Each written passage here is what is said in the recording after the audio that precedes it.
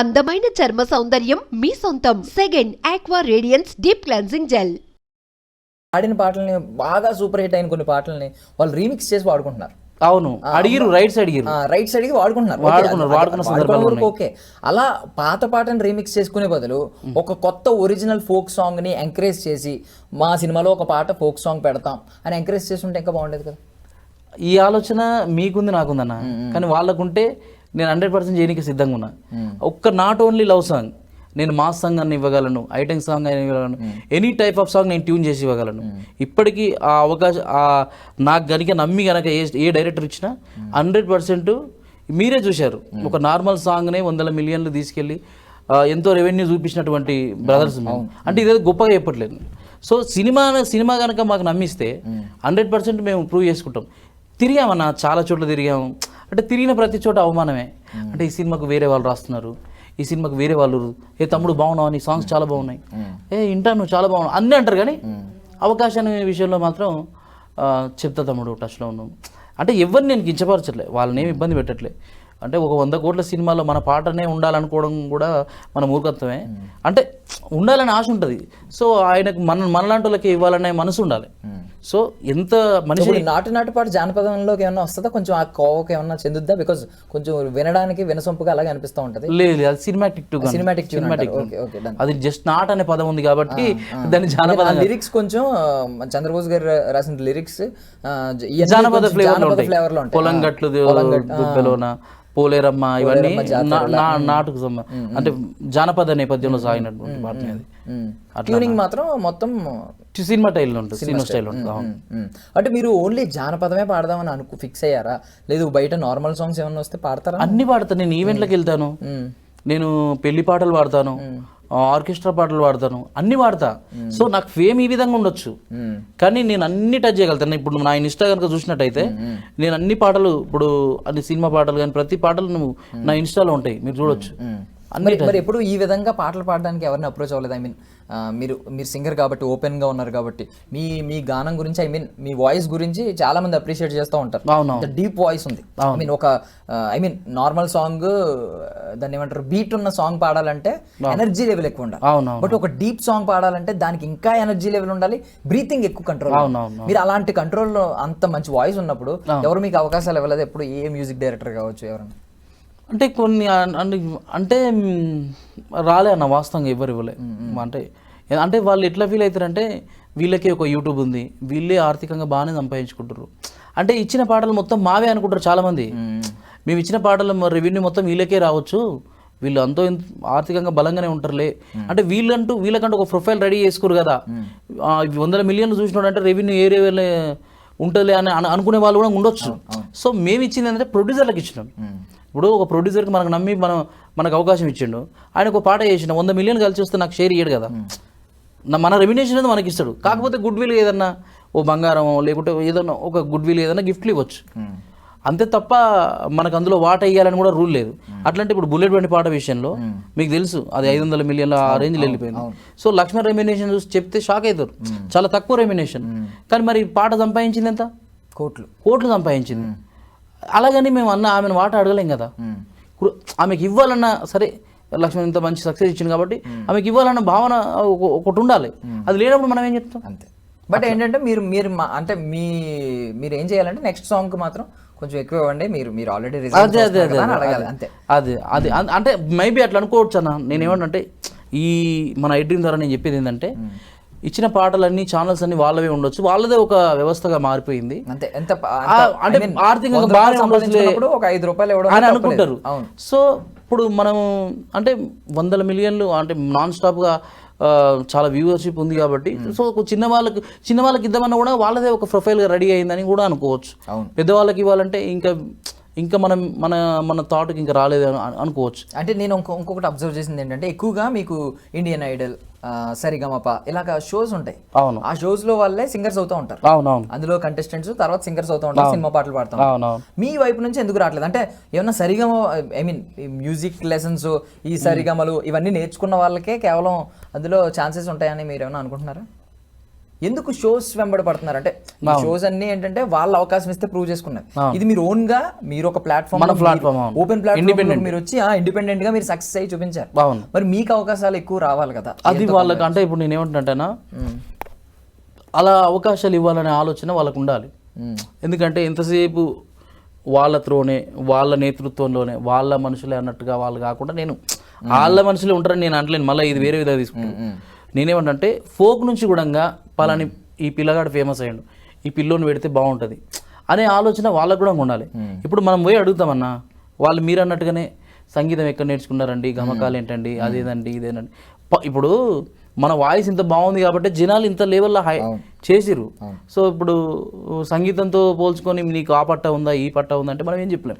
న్యాచురల్గా వచ్చేసింది సంగీతం అనేది మనకు న్యాచురల్గా వచ్చేసింది.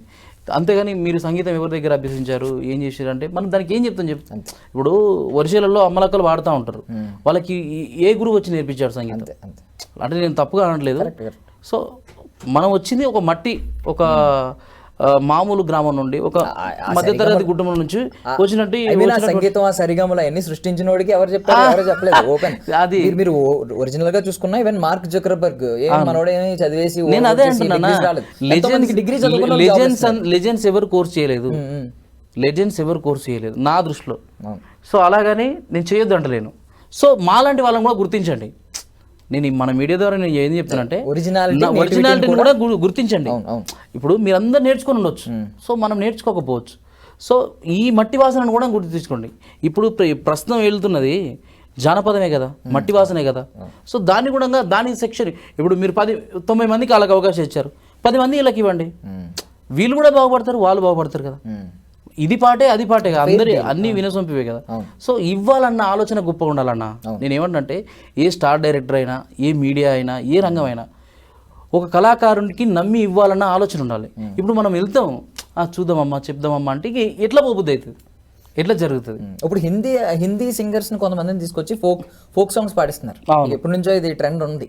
బట్ తెలుగు వాళ్ళు మాత్రం ఎప్పుడు సినిమాల్లో నేను ఒరిజినల్ ఫోక్ సాంగ్ పెట్టి చూడలేదు. నాకు తెలిసి ఆ సినిమాలో నువ్వు పక్కనుంటే బాగుంటే అదేమన్నా కొంచెం ఫోక్ సాంగ్ లోకి వస్తుందేమో, వినసొంపు కాలగా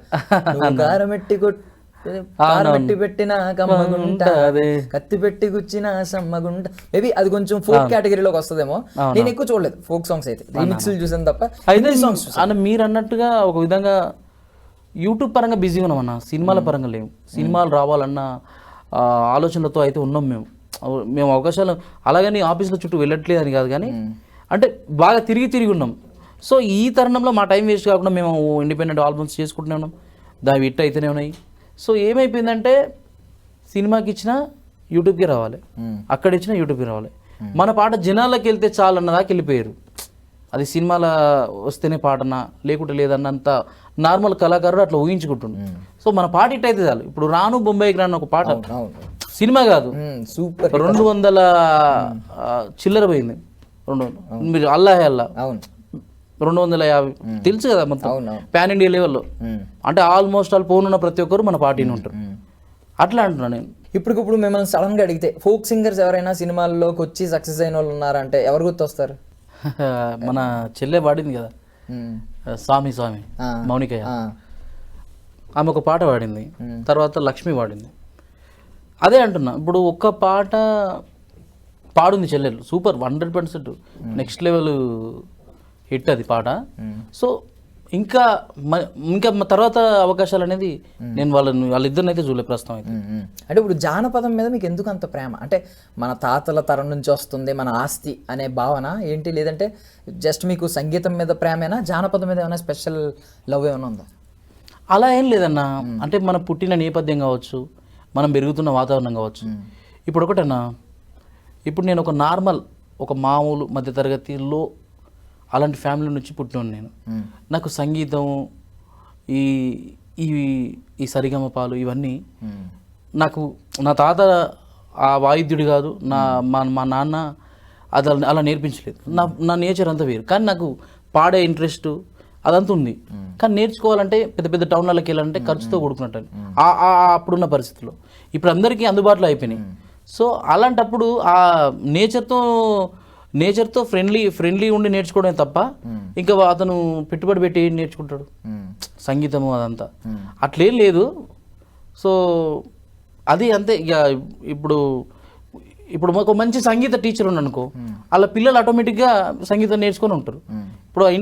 ఇప్పుడు వీళ్ళు పెరిగిన విధానం అట్లా కాదు కాబట్టి వాళ్ళు ఎట్లయితారు, వాళ్ళ నేచరే అట్లా, అంటే అంతే, వాళ్ళ యొక్క సిచ్యువేషనే అంతే. ఈ మధ్య ఈ మల్లెమాల ప్రొడక్షన్స్ లో కొంచెం ఎక్కువ ఎంకరేజ్ చేస్తున్నారు. లైక్ మన లక్ష్మణ్ గారిని కావచ్చు, అంటే కొంతమందిని మిమ్మల్ని కావచ్చు పిలుస్తూ ఉన్నారు, మీరు వెళ్ళారు, పర్ఫార్మెన్స్లు ఇచ్చారు, సో వాళ్ళు ఎంకరేజ్మెంట్ బాగుంది. ఇటువైపు బిగ్ బాస్ ఒకటి ఉంది. బిగ్ బాస్ లో ఎంకరేజ్మెంట్ ఎంతవరకు ఉంది అంటే బోలే గారు ఎక్సెప్ట్ బోలే గారు ఇంకెవరన్నా మన ఫోక్ సింగింగ్ నుంచి వెళ్ళి సక్సెస్ అయిన వాళ్ళు ఏమైనా ప్లాట్ఫామ్ ఇచ్చినట్టు ఏమన్నా మీకు ఎగ్జాంపుల్స్ కనిపిస్తున్నాయి? నేనైతే వెళ్ళాను అంతవరకు అయితే. ఏమో ఉండొచ్చు, బిగ్ బాస్ అందరినీ చేరదీస్తుంది కాబట్టి సో ఆలోచన పెట్టొచ్చు బిగ్ బాస్ అనేది. ఇప్పుడు ఎట్లంటే బోలే సార్ కూడా ఒక ఫోక్ నుంచి వచ్చిన వ్యక్తే, ఇప్పుడు పల్లవి ప్రశాంత్ కూడా అలాంటి వీటి నుంచి వచ్చిన వ్యక్తే. సో చూస్తుండొచ్చు, అంటే వాళ్ళు సెర్చ్ చేయాలి ఈ అబ్బాయి అయితే బాగుంటుంది, ఈ వాయిస్ అయితే బాగుంటుంది. అంటే ఒక క్రైటీరియా తీసుకునేవారు. ఎలా అంటే ఇప్పుడు serial actors, cinema actors, singers ఇవన్నీ మీరు చూసేవారు. ప్రతి సీజన్ లో కూడా ఒక సింగర్ ఉండేవాడు మినిమం, ఒక జర్నలిస్ట్ ఉండేవాడు, ఒక టీవీ ఫిగర్. జర్నలిస్ట్ మీన్స్ ఒక న్యూస్ ఛానల్ నుంచి కావచ్చు, ఎంటర్టైన్మెంట్ ఛానల్ నుంచి కావచ్చు, సీరియల్ ఆర్టిస్టులు ఖచ్చితంగా ఉండేవారు, సింగర్స్ ఉండేవారు, డాన్సర్స్ ఉండేవారు. ఇలా అన్ని క్రైటీరియాలు తీసుకున్నప్పుడు ఒక ఫోక్ సింగర్ అనేది కూడా ఒక 2-3 సీజన్లో వరుసగా తీసుకుంటే ఒక ఫోక్ సింగర్ కూడా వెలుగులోకి వస్తాడు కదా, ఈ కల్చర్ కూడా ముందుకెళ్తుంది కదా. అవును, మంచి ఆలోచన అన్న, సూపర్. ఇది ఐ డ్రీమ్ ద్వారా మీకు నిజంగా నేను మంచి ఆలోచన, ఇది మీకు ధన్యవాదాలు చెప్తున్నాను. అంటే బిగ్ బాస్ అట్లా ఆలోచించాలన్నా. ఇప్పుడు పాడేవాళ్ళు ఉన్నారు కానీ ఇప్పుడు చాలా మంది వాళ్ళు సెర్చ్ చేస్తే ఎవరి వ్యూవర్షిప్ ఎట్లుంది, ఎవరి ఫేమ్ ఎట్లుంది అనేది తెలిసిపోతుంది.